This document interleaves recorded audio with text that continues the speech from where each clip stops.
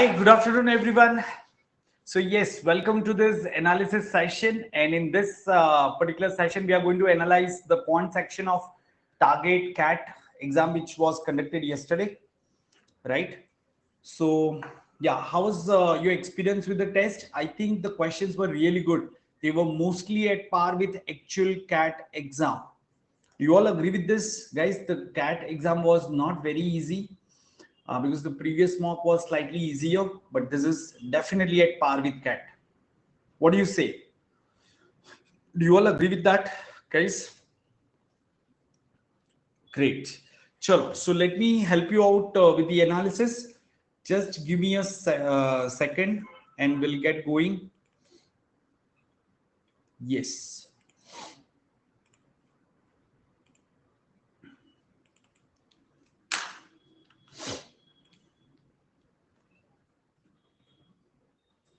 So yeah, here comes the analysis.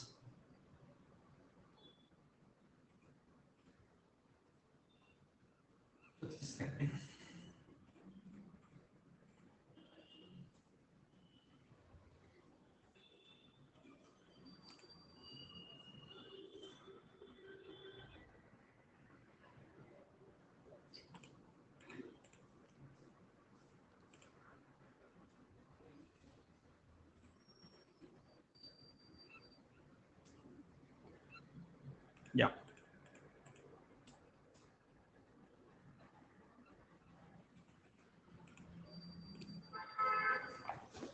Let me share this PPT with you.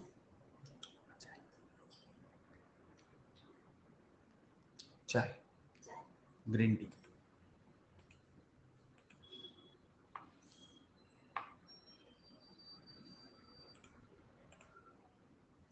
No, I didn't have.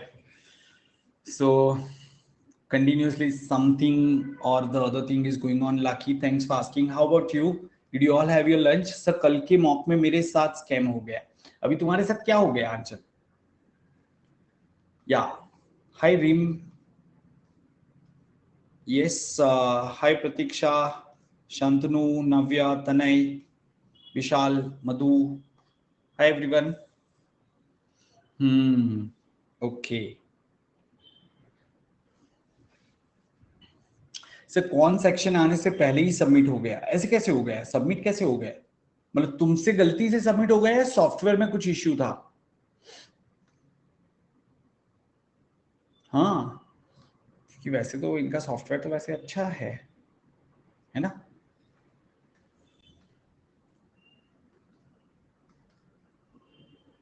Right. So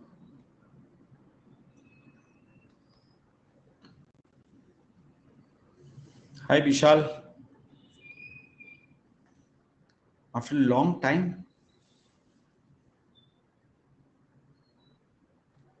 okay, chalo. So guys, let's begin with the session. And if you're enjoying the free sessions and mock test of Unacademy, you can definitely go for plus. Use code charted when you go for plus. And this is my timetable, so keep attending all the sessions. In fact, today there is one more analysis at 4 p.m. So do that, and please be part of this Telegram group Unacademy_Ronak Shah. Okay, right. So yes, guys, how will we solve this question? First of all, how would you categorize this question? Easy, moderate, or tough? Everyone, come on, let's see your judgment. Hi Maurya, hi Abhishek. ये कैसा question है? Easy है, moderate है, tough है? जल्दी से डालो chat box में EMT. क्या कहोगे?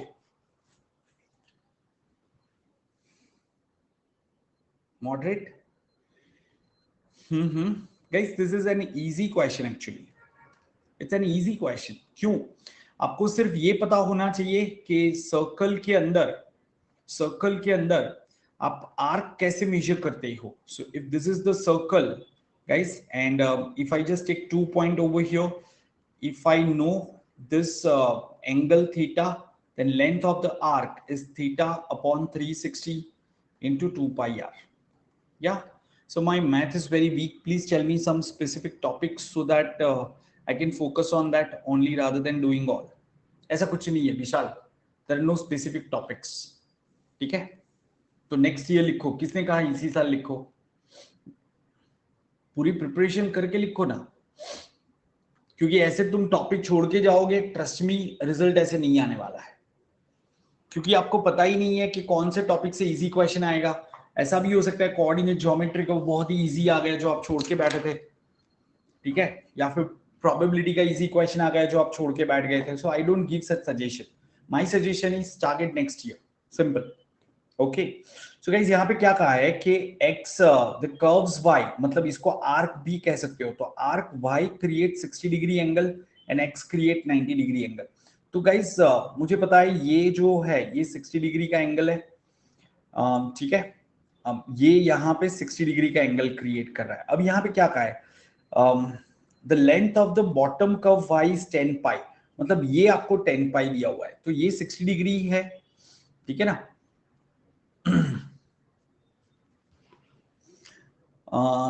Just a moment guys, the two curves y and x, अच्छा उनके सेंटर के साथ में आपको बताया है, उनके विद देयर रिस्पेक्टिव सेंटर्स, मतलब उनके सेंटर सेम नहीं है, ऑफ कोर्स उनके सेंटर सेम नहीं है ना। so if the length of the bottom curve y is 10 pi, then find the length of the other curve, आपको दूसरे कर्व का लेंथ फाइंड करना है। तो इससे आपको ये रेडियस तो मिल जाएगा, ये रेडियस तो मिल जाएगा आपको, करेक्ट। अब सपोज ये वाला जो आपका बड़ा वाला सर्कल है उसका आपका सेंटर यहाँ पे कहीं पे है। Just moment, let me erase the figure. So the figure will be something like this. Yeah. क्योंकि ये एंगल 90 डिग्री है, तो आपको ये 90 दिया है, ये 60 दिया हुआ है, right. So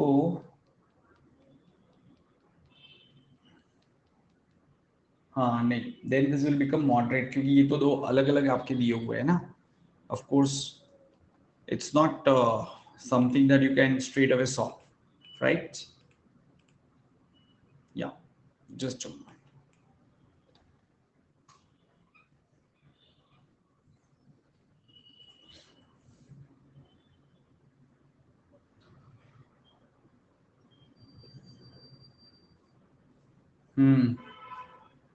So yeah, just a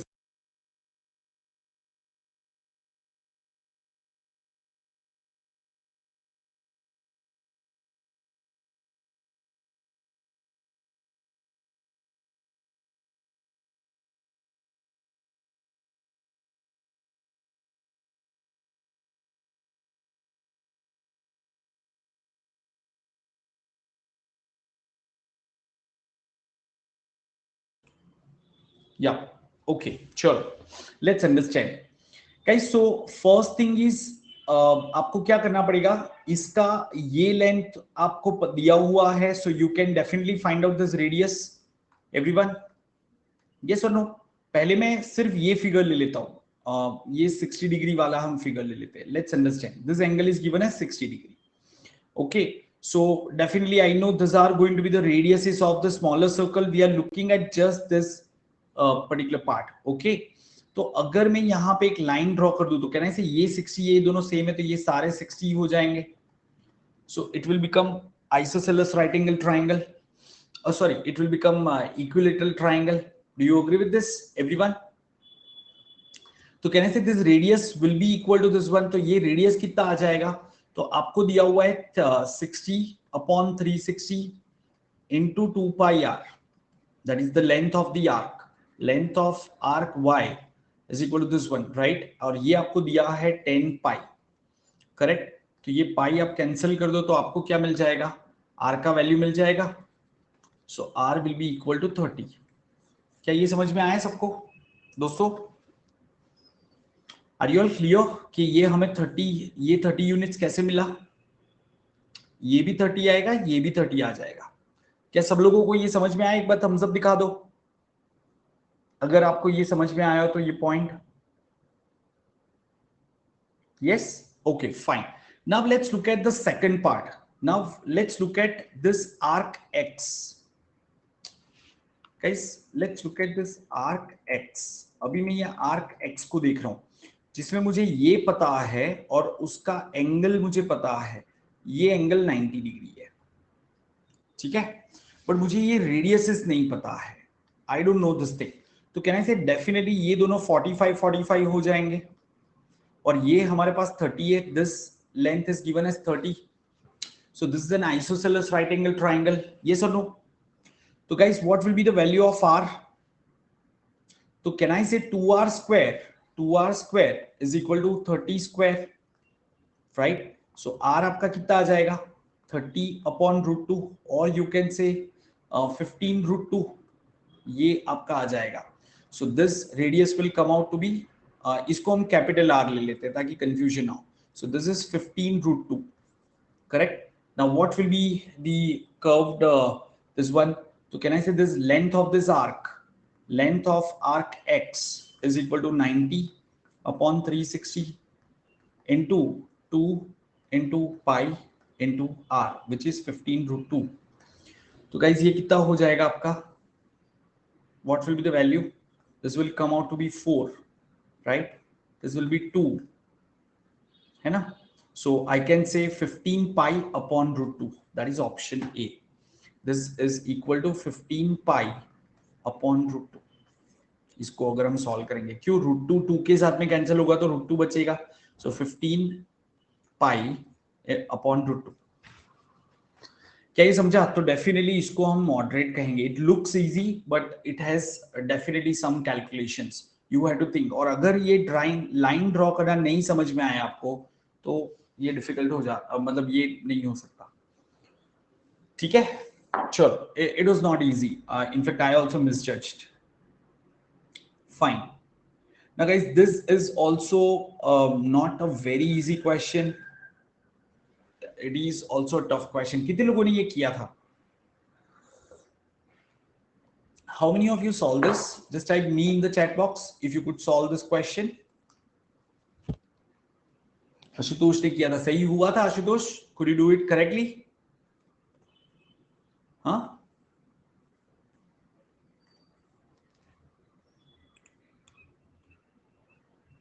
तो चलो इसका फिगर हम देख लेते हैं क्या दिया हुआ है हमें, ठीक है?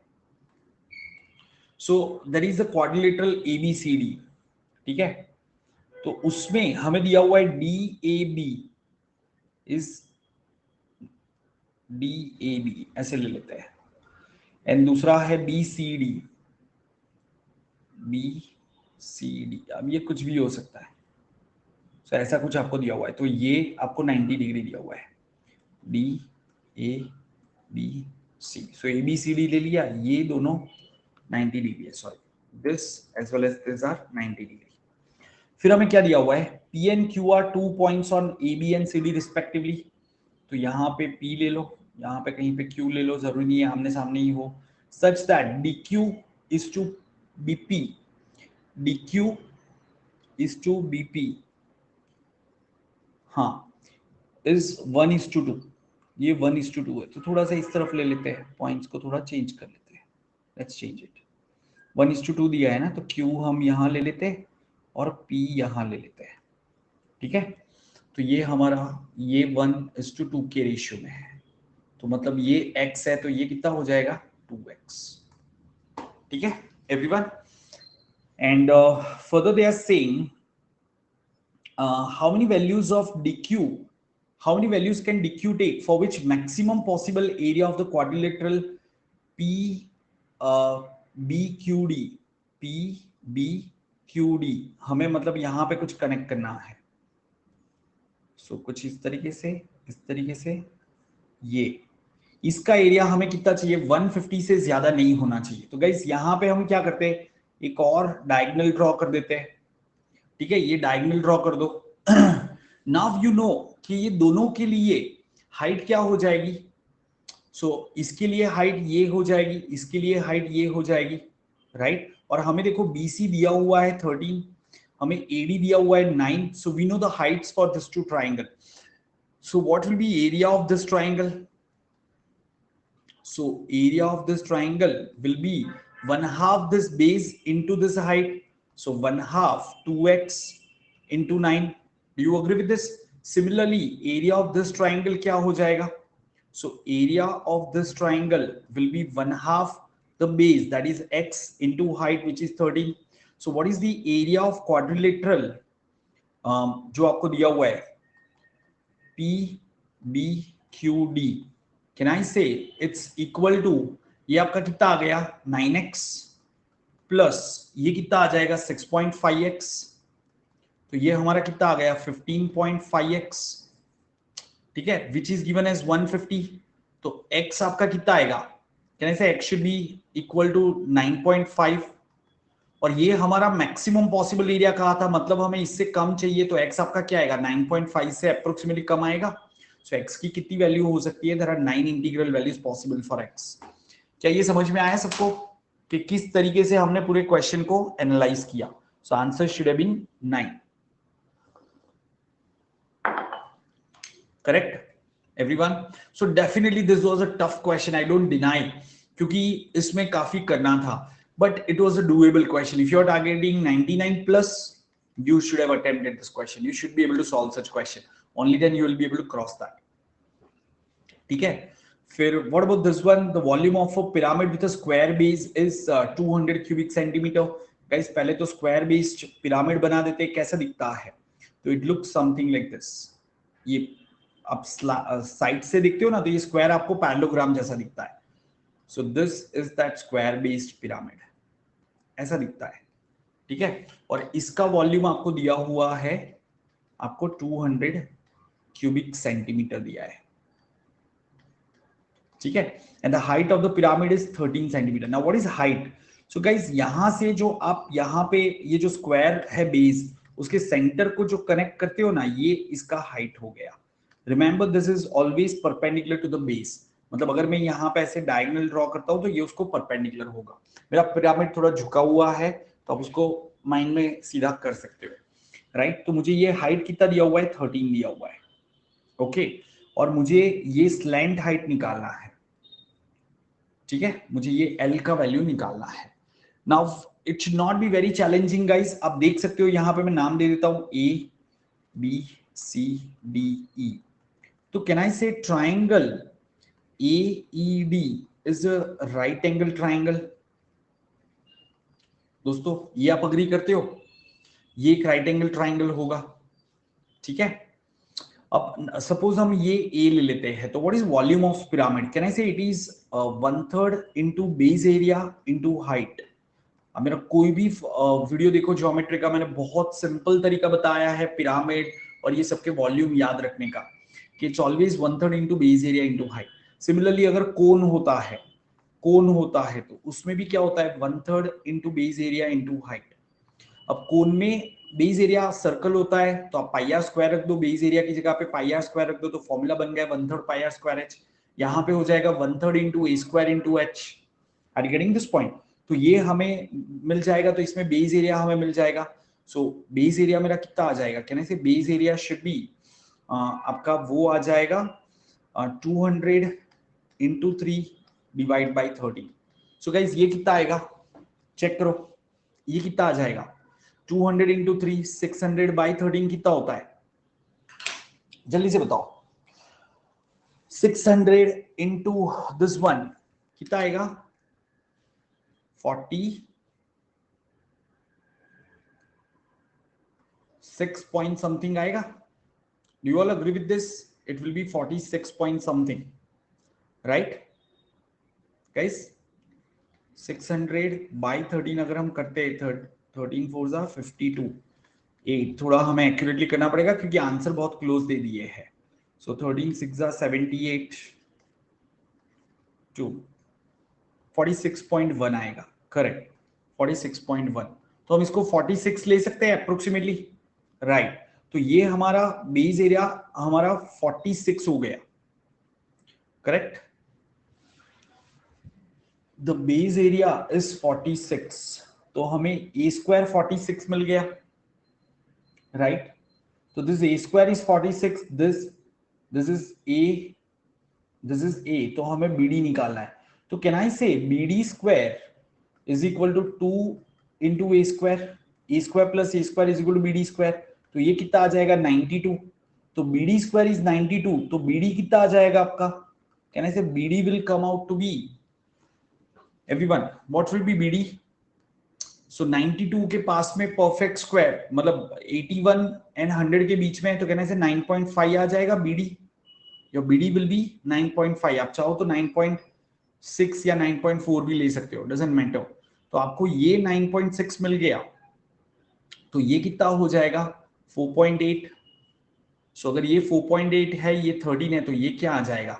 तो कहने से इसको 5 ले लिया, नहीं बट ये 13 है तो 4.8 ही ले लो. तो अगर आप अप्रोक्सीमेटली इसको 5 लेते तो कितना आएगा? What will be this value?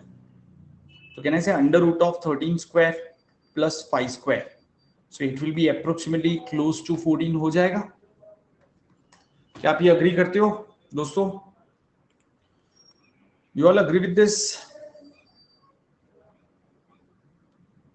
है ना? समझ में आया सबको? डेफिनेटली. सो इस तरीके से पूरा क्वेश्चन आपको सॉल्व करना था. So only when you take up the mocks you will develop that judgement skill guys, कि ये क्वेश्चन टफ होगा, ये क्वेश्चन इजी होगा, किस क्वेश्चन में कितना टाइम जाएगा, should you pick this question और not. This are the things that you will develop. आप मॉक नहीं लिखोगे, अरे मैं कह रहा हूं आप हर रोज के 70 क्वेश्चन प्रैक्टिस कर लो दोस्तों, you are going to get stuck in the exam अगर आप मॉक नहीं लिखोगे तो. ठीक है? So good that all of you are writing mocks.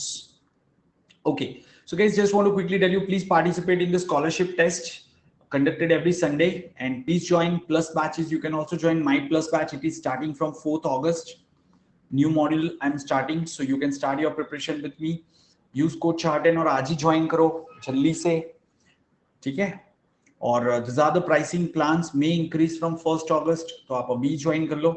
24 months plan, 12 months. अगर आप CAT 2020 के लिए कर रहे हो, you can go for 6 months plan. 2021 के लिए कर रहे हो तो 3 months में फिर आपको GDPI और OMETS का preparation नहीं मिलेगा. But still, if you think you want to go for smaller plan, so you can also go for 3 months plan. Apply this code and get discount. Okay? चलो. ये question मैं आपको 10 second में करना सिखाऊंगा. 10 seconds. ये जो भी डाइस के होते हैं ना, मोस्ट ऑफ द स्टूडेंट्स क्या करते हैं आपको पता है कि total when we roll 2 dice, first dice and second dice, ठीक है, और when we roll dice twice, first and second, तो फर्स्ट के अंदर आपको क्या कहा है? Second roll is higher than the first.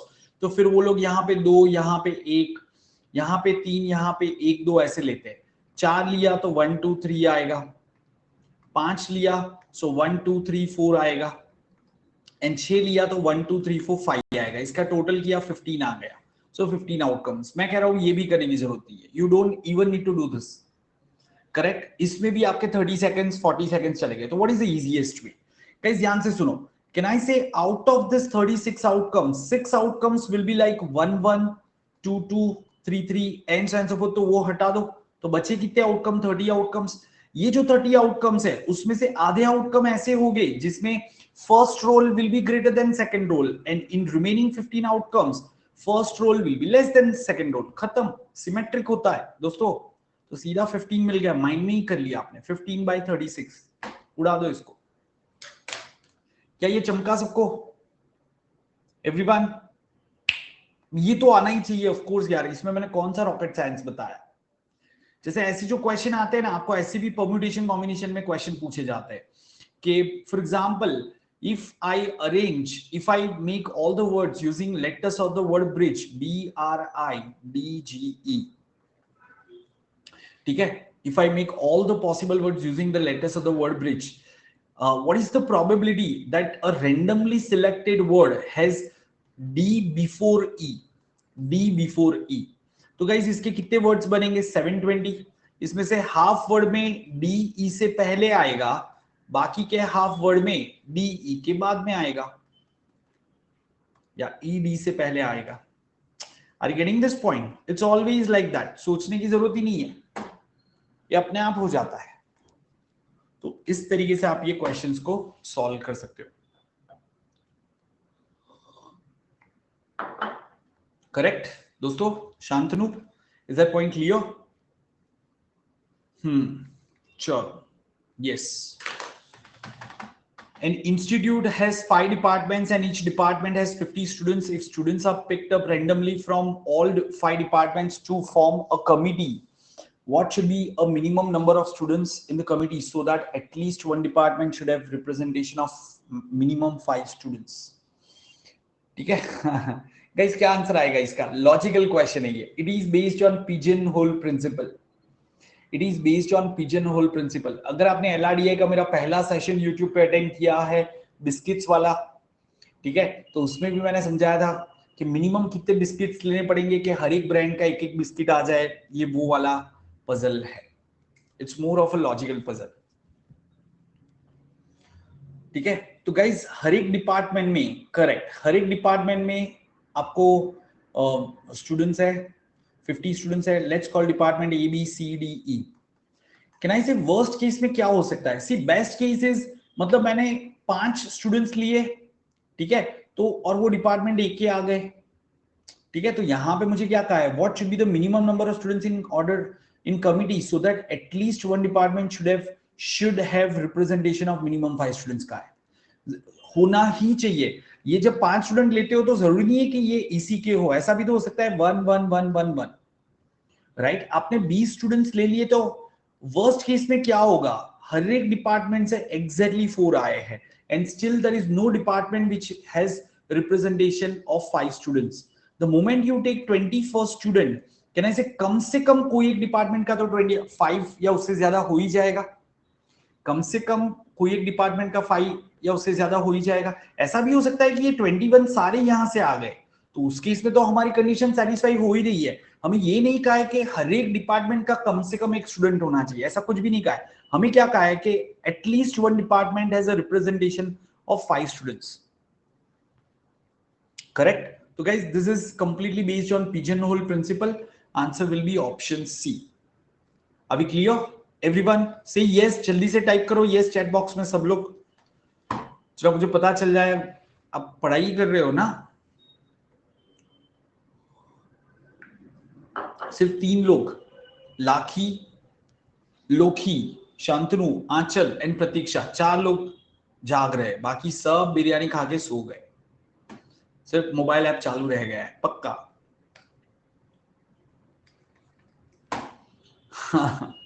Isn't this an easy question, guys? Everyone, the easiest question that you can get.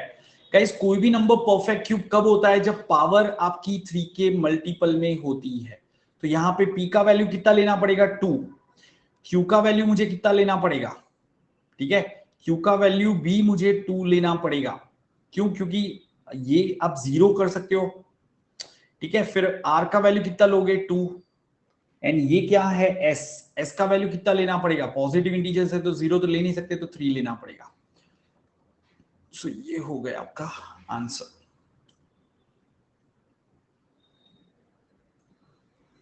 ठीक है दोस्तों,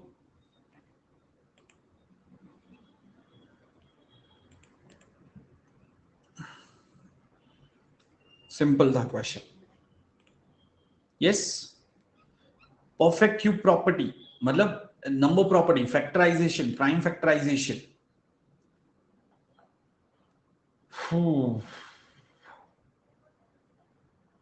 this question is slightly ambiguous, मुझे ऐसा लग रहा है। ये काफी एम्बिग्यूअस तो नहीं कह सकते बट है, इट्स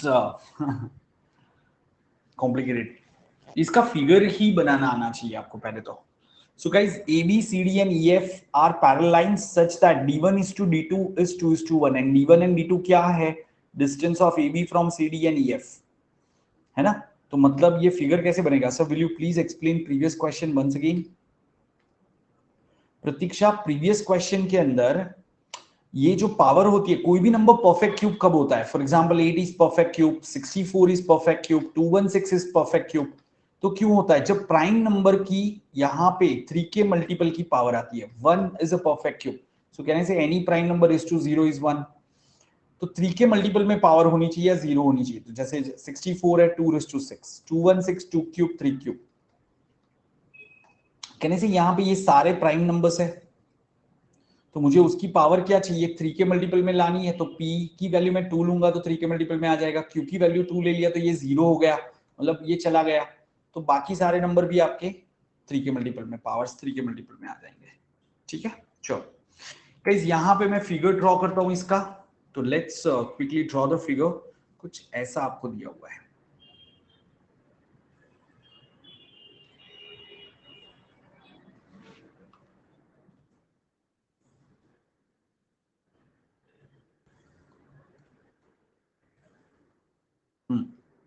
इस तरीके से आपको लाइंस दे रखी है। ठीक है, नाउ दे आर सेइंग के right, p is a point on ab, q and s are point on cd, p is point ab, तो ये ab है, ये cd है एंड ये ef ले लो यहां पे। तो p मैंने यहां कहीं पे ले लिया, ठीक है, फिर q and s are points on cd and r is on e if area of quadrilateral pqrs is 30 units। अब देखो आप कहीं पे भी ले सकते हो, cd यहां वहां भी ले सकते हो, तो मैं क्या करता हूं इंटेंशनली ये सॉरी q and r नहीं, Q एंड S मैं ऐसे ले लेता हूं एंड R यहां पे ले लेता हूं ताकि एक थोड़ा सिमेट्रिक फिगर बने, we get a symmetric figure. ठीक है, और यहां पे क्या कहा है, SR is the least. Guys SR least कब होगा, जब आप अगर ये सारे लाइंस में सबसे छोटा लाइन कौन सा होगा, ये वाला होगा। तो कहने से SR has to be perpendicular to this one, क्या SR has to be perpendicular to this one. क्या ये समझ में आ रहा है सबको? तो ये हमारा कुछ ऐसा फिगर बन गया, तो मैं यहां पे ऐसे कनेक्ट कर देता हूं। ठीक है, अब ये परपेंडिकुलर होना जरूरी नहीं है, this may be perpendicular may not be perpendicular, right. अब मुझे क्या कहा है, PQRS इज 30 स्क्वायर यूनिट्स। ठीक है ना गाइज, PQRS मेरा 30 स्क्वायर यूनिट है। अब मैं अगर PQ को ऐसे भी ले लेता तो भी चलता, ये पॉइंट P को यहां पे लेता तो भी area of the triangle PQS will remain same. Do you agree with this? आप दो पैरेलल लाइन पे कितने भी ट्राइंगल बनाओ सेम बेस पे, सबका एरिया तो सेम ही रहेगा, क्योंकि बेस सेम है तो हाइट तो सेम ही रहेगा। तो इसलिए मुझे पता चला कि यहाँ पे आप P कहीं पे भी ले लो, अल्टीमेटली एरिया सेम रहने वाला है। So why not to take like this one, तो एक राइट एंगल ट्राइंगल यहाँ पे बना दो। अब ये आपका 2x है, ये आपका x है, ये हम बेस दोनों में b ले लेते हैं। अब हमें क्या कहा हुआ है कि if the area of quadrilateral PQRS is 30 square units, right. So what is the value of QR when SR is the least? तो QR का वैल्यू क्या होगा ये हमें पूछा है, करेक्ट।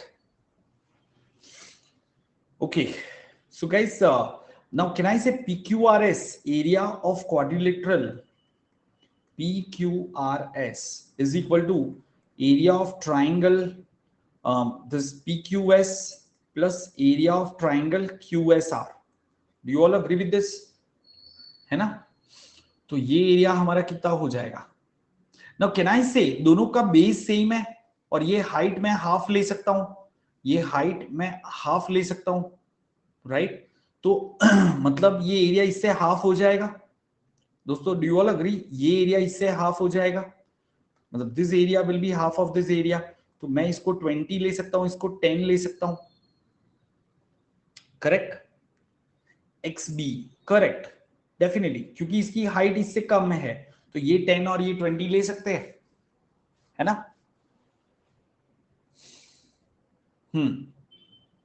नाउ कैन वी से ये B का वैल्यू कितना आएगा दोस्तों, ये B का वैल्यू X के फॉर्म में कितना आएगा? तो can I say 1/2 into B into height that is 2x is equal to 20। तो B मेरा कितना आ जाएगा B will be something like 20 by x आएगा, B will be 20 by x। You agree with this?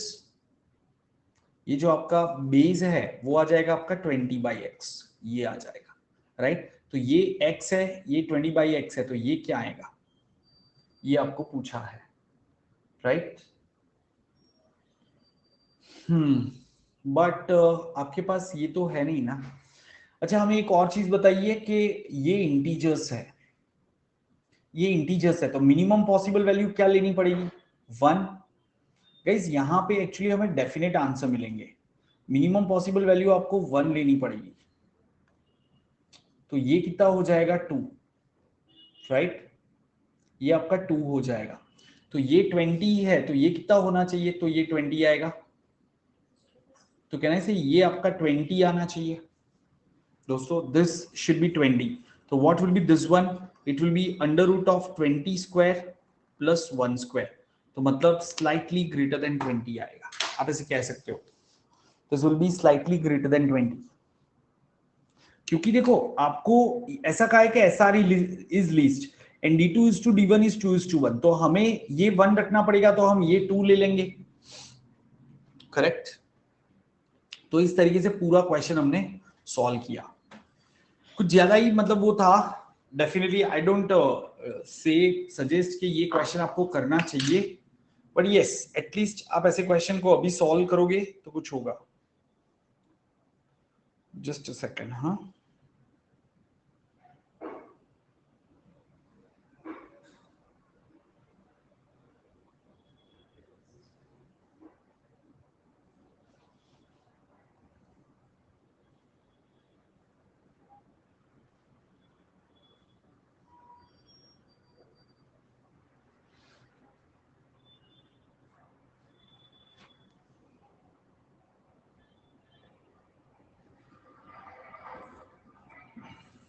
ठीक है एवरीवन, चलो just give me a second.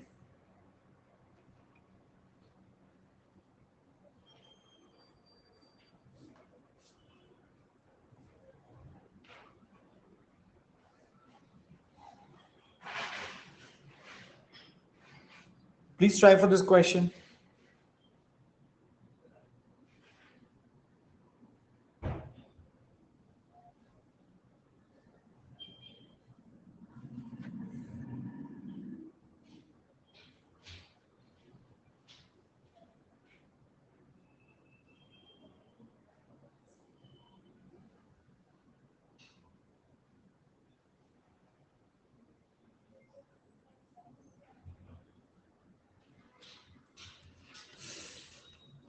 So Hari's family consisted of his younger brother, younger sister, and their father and mother.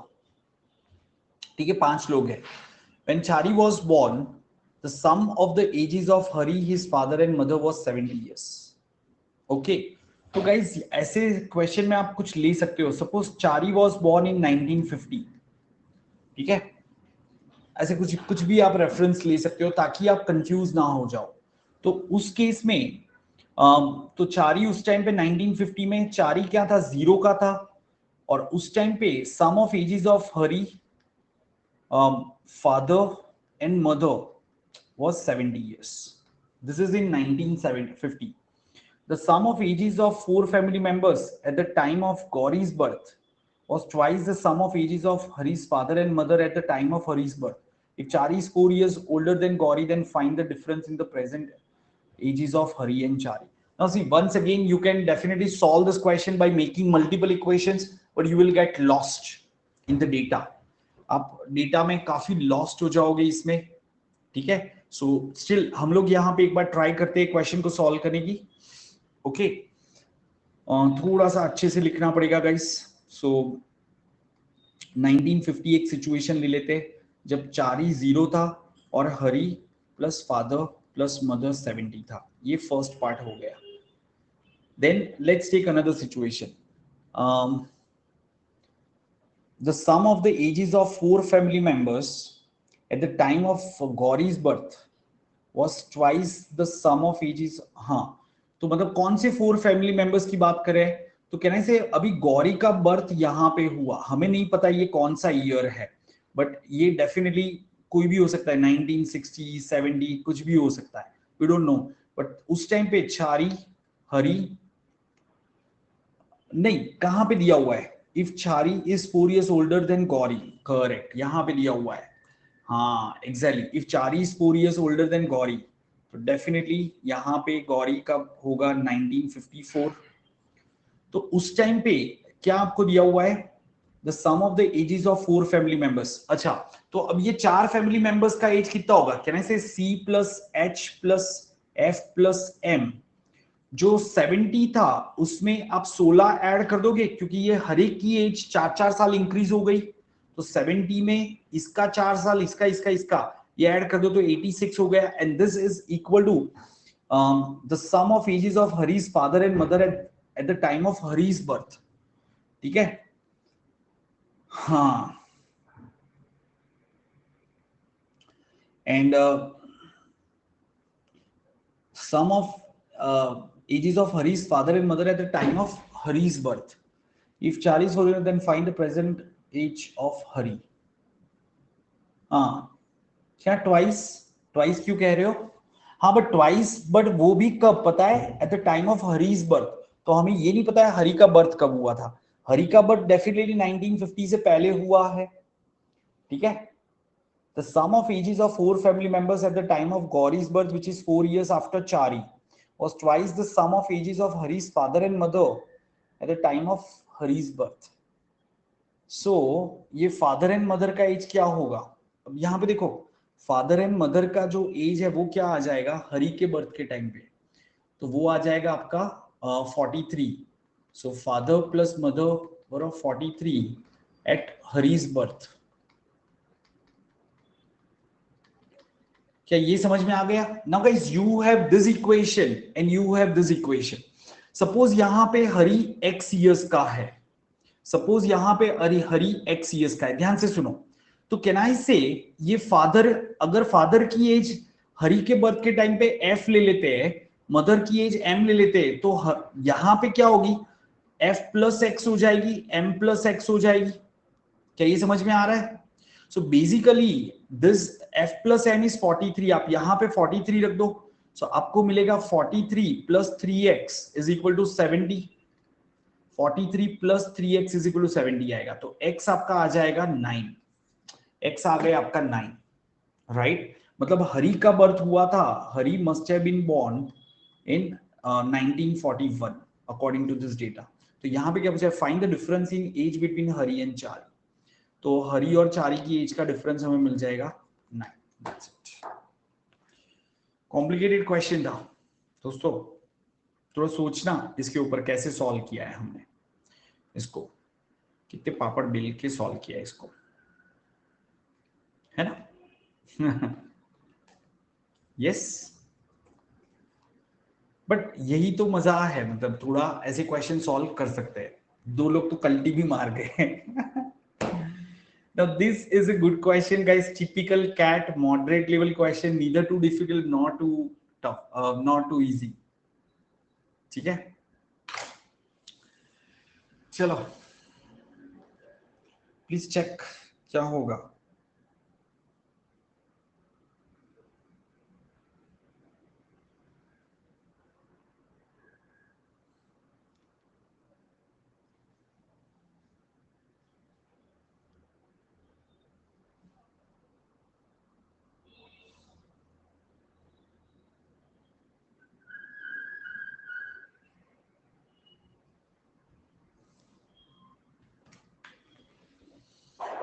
सो कैसे करेंगे इसको दोस्तों? Arup and Swarup leave point A at 8 AM to point B. To reach B, they have to walk first 2 kilometers, then travel 4 kilometer by boat and complete the final 20 kilometer by car. ठीक है, just a second, हाँ।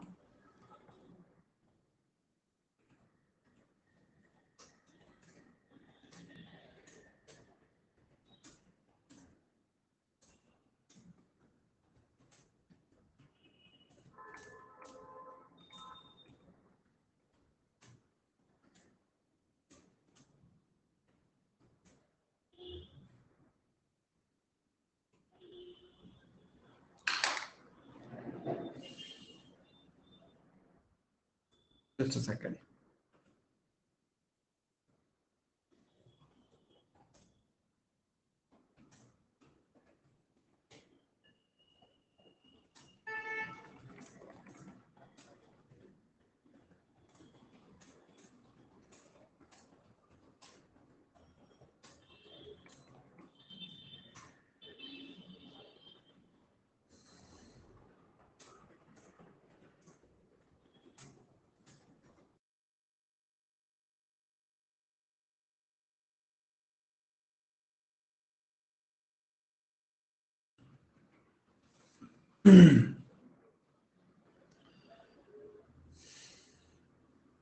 Okay, so guys इसके अंदर आप चाहो तो एक ऐसा डायग्राम बना सकते हो, उनका पाथ बना दो कि first 2 kilometre they are walking.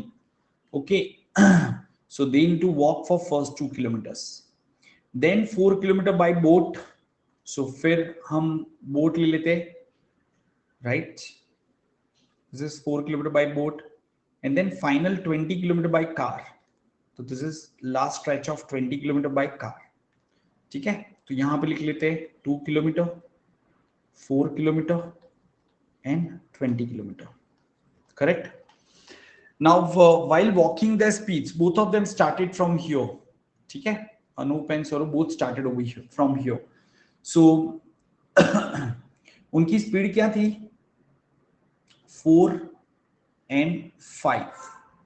फिर दोनों ने ये 30 मिनट्स में तय किया है. सो दोनों ने ये एक साथ में 30 मिनट्स में ये तय किया है. यहां पे स्पीड मैटर ही नहीं करेगी, बट बाद में उनकी स्पीड हो गई 50 and 40. 50 and 40. तो can I say everyone please understand, you know, जब अनूप यहां पे पहुंचेगा उसको कितना टाइम लगेगा? हाफ एन आवर लगेगा. When Anoop will reach over here it will take half an hour. तो उस टाइम पे स्वरूप कहां पे होगा? तो कैन आई से in half an our at the speed of 5 it will स्वरूप विल ट्रैवल 2.5 किलोमीटर. सो मतलब स्वरूप has a gain of 2.5 kilometre, ठीक है, ओवर अनूप. तो वो कहां पे कवर अप करेगा? यहां पे कवर अप करेगा. सो 0.5 किलोमीटर स्वरूप को अनूप से ज्यादा कवर करने के लिए, अनूप को स्वरूप से ज्यादा कवर करने के लिए कितना टाइम लगेगा? तो कहना है से रिलेटिव स्पीड यहां पे आ जाएगी 10 kilometre per hour. 10 kilometre per hour, और you can say 1 kilometre in 6 minutes, और you can say 0.5 kilometre in 3 minutes. तो कहना है से यहां पे आने के बाद 3 मिनट्स उनको लगेगा. You agree with this? 3 minutes के बाद वो अनूप स्वरूप को ओवरटेक कर लेगा, राइट? अब देखो ये टोटल टाइम कितना लगा, ये टोटल टाइम कितना लगा. तो पहले यहां पे 30 मिनट्स, फिर यहां पे ये 30 मिनट्स 1 आवर, मतलब टोटल 30 प्लस 30, और यहां पे और कितना टाइम लगा हमें? 3 मिनट्स मोर लगा. It took 3 minutes more. ठीक है ना, राइट? तो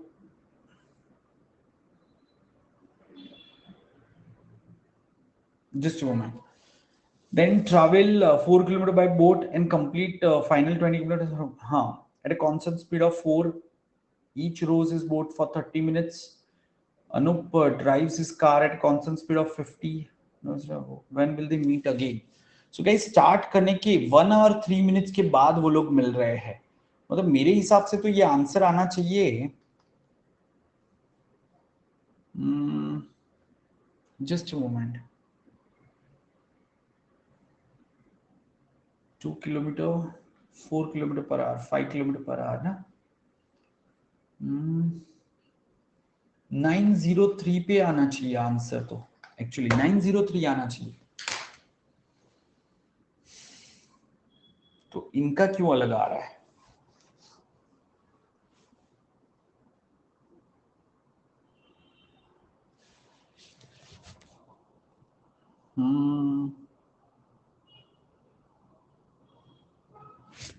जस्ट अ सेकेंड, देख लेता हूं मैं एक बार कि क्या क्वेश्चन में कोई डेटा में गलती है.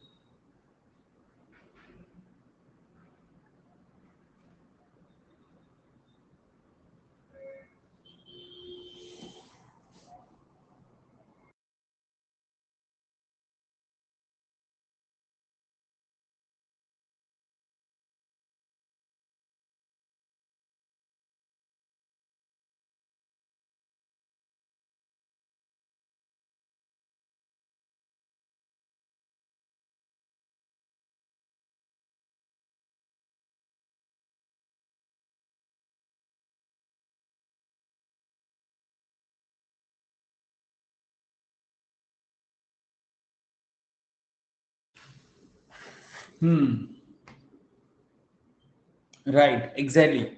No, guys, this is the mistake that we are making, right? No, I misinterpreted. So let's do it once again. Correct. क्योंकि जो अनूप है, सॉरी, स्वरूप है, Swarup will start riding earlier. This is the mistake. Correct everyone, it's slightly tricky. Let's understand. 2 kilometre, then 4 kilometre. ये 4 kilometre matter नहीं करेगा आपका, and ये 20 kilometre. The speeds are Anoop and Swaroop. So we know speeds यहाँ पे 4 kilometre per our है, 5 kilometre per our है. यहाँ पे दोनों को 30 मिनट्स का टाइम लग रहा है. तो लेट्स सी यहाँ पे दोनों कितने बजे पहुंच रहे हैं, क्योंकि यहाँ से उनकी स्पीड चेंज हो जाएगी. And this will B 50, sorry, this will B 40 and this will be 50. So let's understand, when will Anup reach over here at this point and when will Swaroop reach.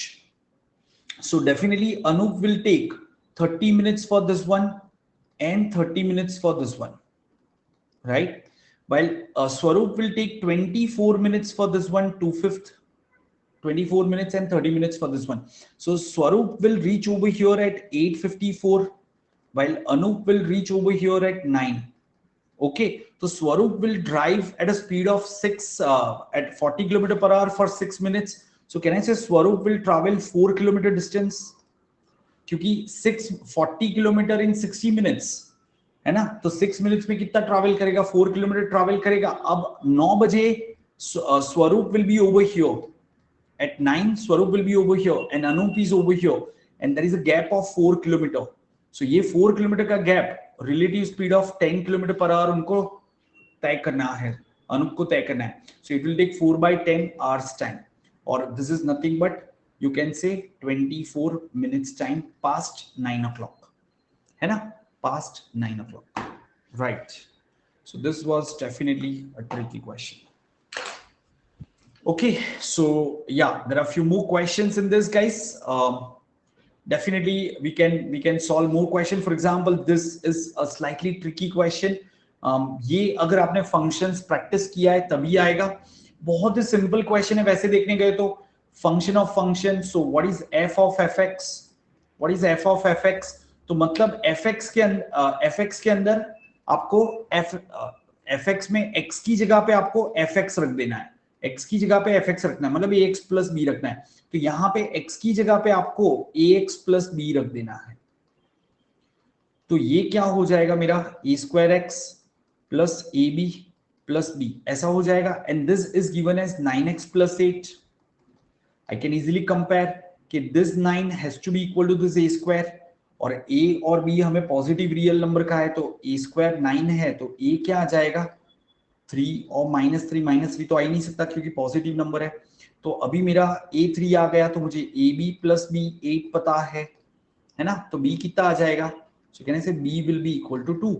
So a plus b हमारा कितना आ जाएगा? 5. इतना simple question था ये. अगर आप इसको function के क्वेश्चन प्रॉपर्ली सॉल्व करते हो, बहुत ही आसानी से कर सकते हो. ठीक है. Similarly, there are other questions that you could have solved.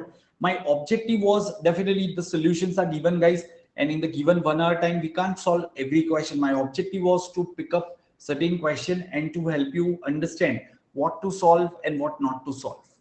Are you getting this point? So yeah, you can definitely try this way. For example, this is also a tricky question. तो इसको समझ लेते एक बार. A city, at the center of a city municipal park there is a large circular pool. ठीक है, एक circular pool है, and a fish is released in the water at the edge of the pool. मतलब normally हम कहीं से भी fish release कर सकते हैं. The fish swims north for 300 feet. Before it hits the edge of the pool, it turns east. Guys, अगर मैंने यहाँ से ऐसे fish को छोड़ा, right, तो फिर ईस्ट के तो जाने के लिए जगह ही नहीं है. तो इससे हमें पता चला कि it was not dropped from this point, it must have been dropped from some other point over here, and then it traveled east and it traveled certain distance. Now definitely this angle has to be 90 degree. ठीक है, और ये उसने पहले कितना travel किया? 300 feet, और उसके बाद कितना ट्रैवल किया? 400 फीट. तो यहाँ पे तो डेफिनेटली ये डायमीटर बन जाएगा आपका, क्योंकि ये डायंगली डायमीटर ही राइट एंगल ट्राइंगल बनाता है, तो ये हमें 500 मिल जाएगा। डायमीटर 500 मिल गया तो रेडियस 250 मिल गया, and you can find out area of the pool pi R square. तो आप आंसर टिक कर सकते हो। अभी clear everyone? This was very simple question if you actually understand कि यहां से फिश को ड्रॉप किया था, बट अगर फिश कहां से ड्रॉप हुई वही पता नहीं चला तो गए। ठीक है? Okay, so keep learning, guys. Now we'll once again meet at 4 p.m. and we'll analyze a couple of LR caselets. So please join me for that. Till then, enjoy your time. Bye bye. Take care. और 6 बजे लक्ष्य batch तो है ही है. Okay. Please like the session and please share with your friends also.